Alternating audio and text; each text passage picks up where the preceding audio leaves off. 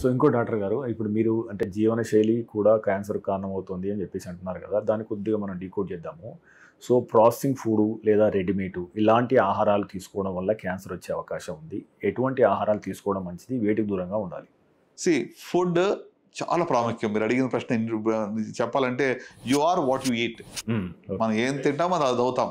So కనుక food హ్యాబిట్లో most important balanced diet, less carb, more protein and some fat. దీని యొక్క మోతాదు ఎగ్జాక్ట్గా రోజు కొలత వేసుకుని చేసుకోమని నేను చెప్పను కానీ but we have to maintain some discipline దాంట్లో. Consumption of more fruits and vegetables daily 4 to 5 servings. Consumption of more water at least 2 to 3 liters of water per day, right. మరి కన్జంప్షన్ ఆఫ్ మోస్ట్ ఇంపార్టెంట్ ఏంటంటే avoiding the fatty diet. కొవ్వు పదార్థాలకు తగ్గించడం మంచిది, fried foods తగ్గించడం మంచిది, processed food, saturated fatty acids వీటిని తగ్గించడం ఎంతైనా మంచిది. ఇప్పుడు సో దానివల్ల ఏంటంటే కోలన్ క్యాన్సర్ రిస్క్ కానీ ఇవన్నీ కూడా పెరిగే అవకాశం ఉంటుంది. సో ఓవరాల్గా గ్రీన్ లీఫీ వెజిటబుల్స్, కొంచెం వీలైతే వెజిటేరియన్ డైట్ ఈస్ గుడ్. అయినంత వరకు వెజిటేరియన్ డైట్ తీసుకోవడం మంచిది. అంటే నాన్ వెజ్ తినదని నేను చెప్పట్లేదు, కానీ ఇప్పుడు రెడ్ మీట్ ఎక్కువగా తీసుకుంటే కోలన్ క్యాన్సర్ రిస్క్ ఉంది. ఓకే. సో కన్జంప్షన్ ఏదైనా కూడా చివరికి ఒక మాట చెప్పాలంటే everything depends on the dose. There is nothing like poison.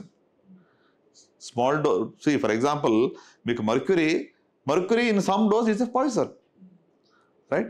So కనుక మనము ఆ యొక్క మోతాదు అనేది చాలా ఇంపార్టెంట్, ఆ యొక్క డిసిప్లిన్ అనేది ఇంపార్టెంట్. ఇంటెన్షనల్గా consume such food which is healthy, right. Fibre content ఎక్కువ తీసుకోవడము, గ్రీన్ లీఫీ వెజిటేబుల్స్, ఆకుకూరలు, రైట్, ప్రత్యేక ఇది తీసుకోవడం వల్ల మనకి డెఫినెట్గా ప్రొటెక్టివ్ ఎఫెక్ట్ ఉంటుంది. వీటిలో యాంటీ ఆక్సిడెంట్స్ ఉంటాయి.